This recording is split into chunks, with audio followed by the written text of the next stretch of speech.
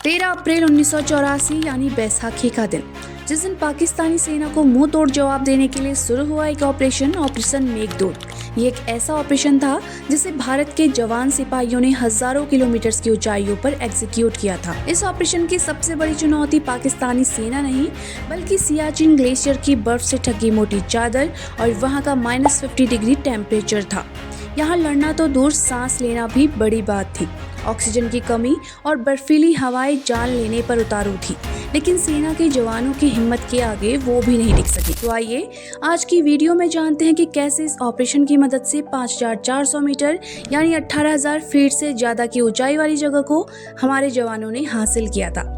लेकिन ये जानने से पहले सियाचिन ग्लेशियर किस तरह से हमारे लिए मायने रखता है ये जानते हैं। सियाचिन असल में बहुत बड़ा एरिया है।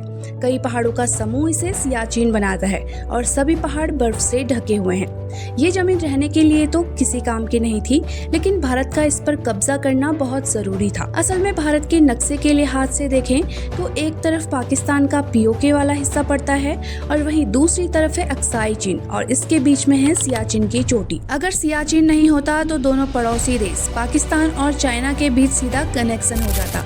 इसीलिए सियाचिन को जीतना और अपने कब्जे में करना भारत के लिए बेहद जरूरी था। आजादी के कई साल बाद तक भी सियाचिन पर किसी भी देश का कब्जा नहीं था। इस एरिया की हार्श और एक्सट्रीम वेदर कंडीशंस को देखते हुए कभी किसी देश को लगा भी नहीं कि सी लेवल से हजारों किलोमीटर की ऊंचाई पर सैनिक भेजने की जरूरत है। लेकिन उम्मीद से परे पाकिस्तान ने कुछ ऐसे कदम उठाए जिसे देखते हुए भारत ने ऑपरेशन मेघदूत को लॉन्च किया। 1984 में भारत में प्रधानमंत्री इंदिरा गांधी की सरकार थी।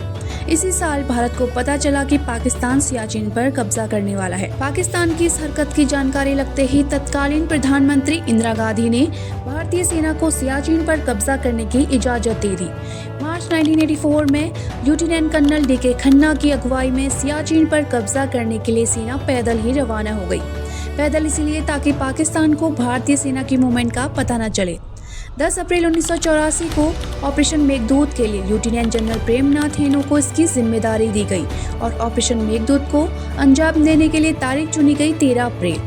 भारत के पास ये सूचना थी कि पाकिस्तान 17 अप्रैल तक सियाचिन पर कब्जा कर लेगा, लेकिन उससे पहले ही यानी 13 अप्रैल 1984 को भारतीय वायुसेना यानी आईएएफ के हेलीकॉप्टर्स ने भारतीय सेना के एक टुकड़े को साल्टोरो रिज पर लोकेटेड बीलाफोंडला दर्रे तक पहुंचाया, जो 5450 मीटर यानी 17880 फीट की ऊंचाई पर सियाचिन ग्लेशियर के ऊपर स्थित है। कैप्टन संजय कुलकर्णी के नेतृत्व में साहसी कुमाऊनी सैनिकों की टुकड़ी ने बीलाफोंडला के आसपास के एरिया पर तेजी से कब्जा कर लिया और साथ ही पाकिस्तान के कब्जे वाले कश्मीर यानी पीओके से लद्दाख तक के रास्ते बंद कर दिए।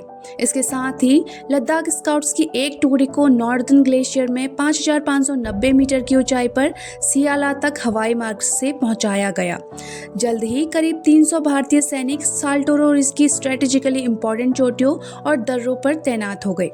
जब तक पाकिस्तानी सेना ने उन्हें हटाने के लिए अपने सैनिकों को भेजकर प्रतिक्रिया की, तब तक भारतीय सैनिक पहले से ही महत्वपूर्ण चोटियों और दर्रों पर कब्जा कर चुके थे और एक स्ट्रेटेजिक एडवांटेज जीत चुके थे। सियाचिन की जिस पोस्ट पर पाकिस्तान ने कब्जा किया था, उस पर भी भारत के सैनिकों ने कब्जा कर लिया। पाक ने इस पोस्ट का नाम कायदे रखा था। ये नाम पाकिस्तान ने कायदे आजम मोहम्मद अली जिन्ना के नाम पर रखा था, जिसके बाद इस ऑपरेशन को लीड करने वाले नायब सूबेदार बाना सिंह के सम्मान में कायदे पोस्ट का नाम बदलकर बाना टॉप कर दिया गया। हमेशा की तरह इस वॉर के बाद भी पाकिस्तान को मुंह की खानी पड़ी थी। अपने देश की सुरक्षा के लिए हमारे देश के वीर जवान हर चुनौती को झेलने के लिए हमेशा तैयार रहते हैं। तो दोस्तों, होप कि आपको हमारा ये वीडियो पसंद आया होगा। आगे हम और भी आपके लिए ऐसी ही इंफॉर्मेशनल वीडियोस लाते रहेंगे। तब तक के लिए हमारा वीडियो लाइक ज़रूर करें और ऐसी और इंटरेस्टिंग वीडियोस के लिए हमारे चैनल को ज़रूर सब्सक्राइब करें।